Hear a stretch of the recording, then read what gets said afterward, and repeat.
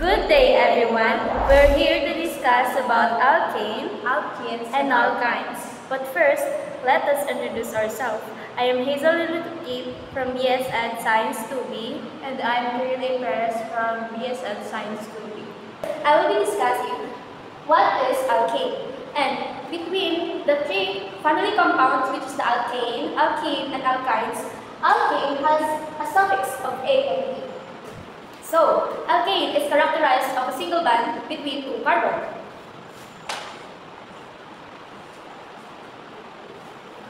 After knowing the alkanes, we're going to the IUPAC rule. To draw and name the line structure of an alkane, we're going to follow the rules of IUPAC. The first rule is find the longest chain. The second is find the parent chain. Third is identify the name of substituent. Fourth, indicate the location of each substituent. And the last, assemble the final name. Example.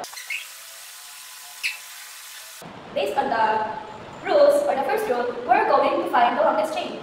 And the longest chain is this.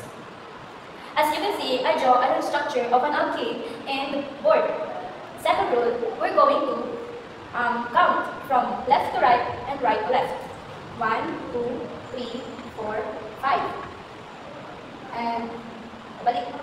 1, 2, 3, 4, 5. The next rule is we're going to identify the parent chain. And to identify the parent chain, we should consider the substituent. So, dahil ang nagiging substituent ay methyl, we're going to name this first by putting the number of the substituent, which is 2-methyl. And the longest chain is 5 going to be pentane. Remember, we're discussing with alkane, so the suffix should be AN. And remember, you should always put dash between the number and the letters. Good day, everyone. I'm Kirley Perez, and I'm going to discuss about the alkenes and how to draw the line structure and name using the IUPAC rules. So first, what is alkene? Alkene is an unsaturated hydrocarbon containing at least one carbon-to-carbon double bond. So here's the line structure of alkene. So first, rule for IUPAC is find the longest chain. This is the longest chain. And step 2, number the parent chain. And the next step is nickname. So since 4 yung carbon niya, ang magiging pangalan niya is butene. And then, since yung carbon is nasa 1 and 2, so ang pipiliin mo is the lowest number, which is 1.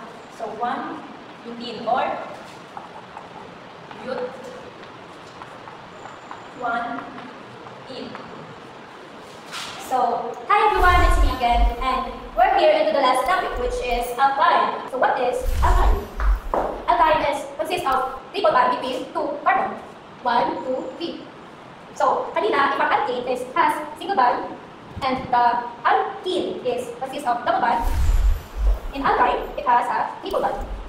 The suffix of alkane is A and E, the suffix of alkene is P and E, and the suffix of alkyne is Y and E.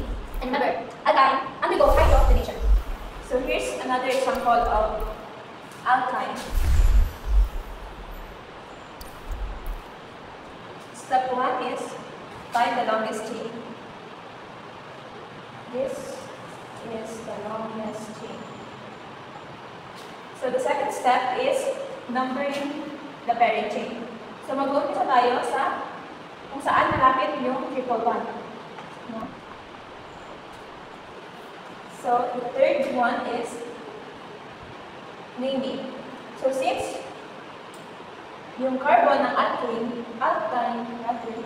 is 5, so ang tawag sa kanya is pentane.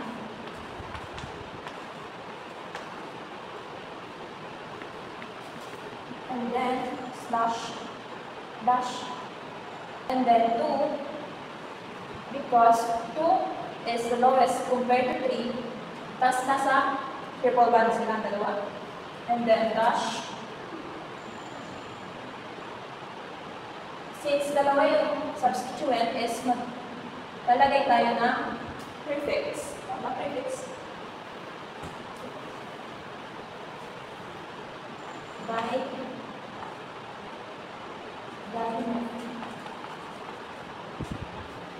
dash 4. Kasi nasa 4 siya.